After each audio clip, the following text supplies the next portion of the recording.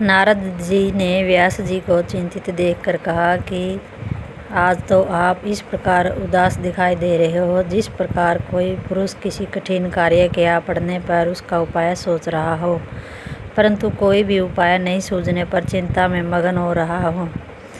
तथा यह भी कम आश्चर्य की बात नहीं है कि वेदों के 4 विभाग और महाभारत तथा 17 पुराण बनाने पर भी आपके मन को शांति नहीं मिली है।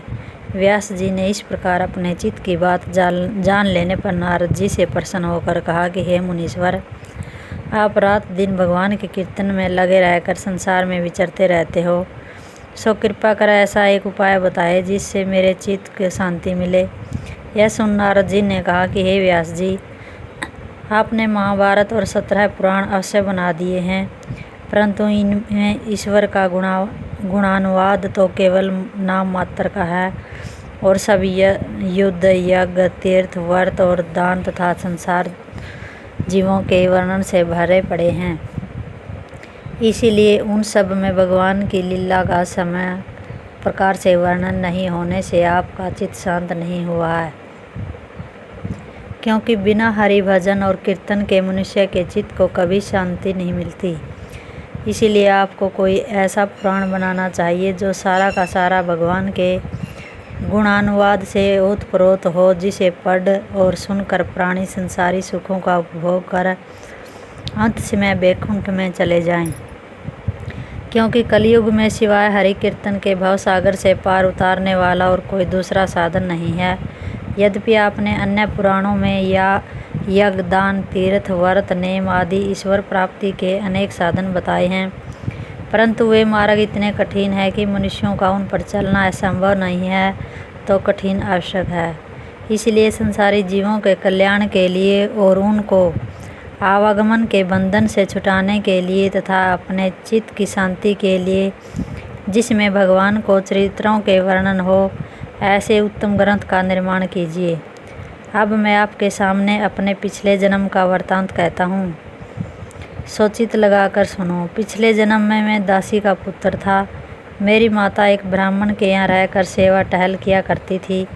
वह ब्राह्मण बड़ा धर्मात्मा और साधु महात्माओं को अपने यहाँ वर्षा ऋतु में टिकाकर उनको भोजन आदि का प्रबंध किया करता था और मेरी माता को उनके चौका बर्तन करने के लिए उनके पास छोड़ दिया करता था। सो जिस समय वे महात्मा लोग भगवान का गुणानुवाद करते तो मैं भी उनके पास बैठकर सुन लिया करता तथा अज्ञानी होने पर मैं उन परमेश्वर की कथा वार्ता सुनकर आनंद में मगन हो जाया करता था।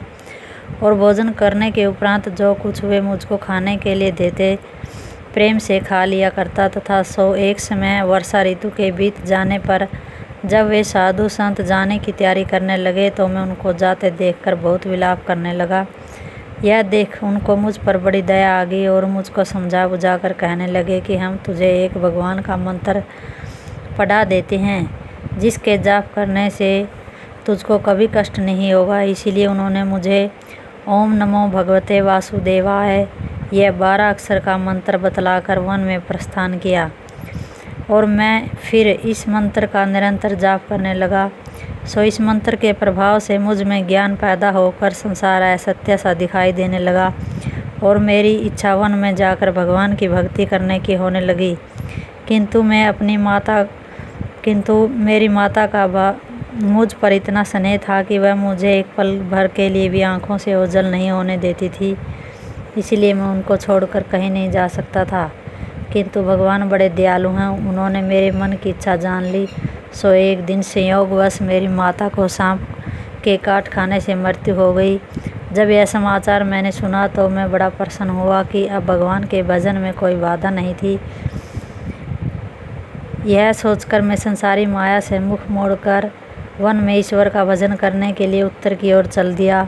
उस समय मेरी अवस्था केवल 5 साल की ही थी और वन में मुझे बड़ी भारी विपत्तियों का सामना करना पड़ा था। किंतु ईश्वर की कृपा से बड़े बड़े विकट नाले पहाड़ों को लांघता हुआ और सिंह, भालू और चीता आदि वन के भयानक हिंसक पशुओं का सामना करता हुआ एक ऐसे भीड़ वन में पहुंचा जहां मनुष्य की पहुंच कठिनाई से हो सकती है। वहां मैं एक नदी के किनारे पीपल के वृक्ष के नीचे बैठकर भगवान के ध्यान में ऐसा लीन हुआ कि मुझे भूख और प्यास का पता बिल्कुल भी नहीं लगा। सो भगवान ने प्रसन्न होकर ध्यानावस्था में ही मुझे अपने स्वरूप के दर्शन दिए, जिसका प्रकाश करोड़ों सूरज के प्रकाश से भी बढ़कर दिखाई पड़ रहा था, तथा उस स्वरूप के 4 भुजाएं थी, जिनमें शंख, चक्र, गदा और पद्म सुशोभित हो रहे थे, और गले में वैजयंती माला छटा को दिखा रही थी, तथा कमल के समान नेत्र तीनों प्रकार के तापों को नष्ट कर रहे थे, तथा किरीट मुकुट अपने प्रकाश से अज्ञान रूपी अंधेरे को भगा रहे थे। अधिक क्या कहें, उस स्वरूप का रोष और शारदा करोड़ों साल तक भी वर्णन करें तो भी पार नहीं पा सकते। सो मैं उस स्वरूप को देखकर इतना प्रसन्न हुआ कि जिसका वर्णन नहीं किया जा सकता। सो ज्यों ही मैंने उनके चरण पकड़ने के लिए नेत्र खोले, त्यों ही उन भगवान का वह स्वरूप मेरे मन से ओझल हो गया। यह देख मैं बड़ा दुखी होकर रोने लगा। सो मुझे इस प्रकार रोते उदास होते देखकर आकाशवाणी हुई कि तू चिंता को छोड़कर मेरे भजन में लगा रहा। तेरे चित्त में हमारी प्रीति बढ़ाने के लिए तुझे हमने चित्त में अपना दर्शन दिया है।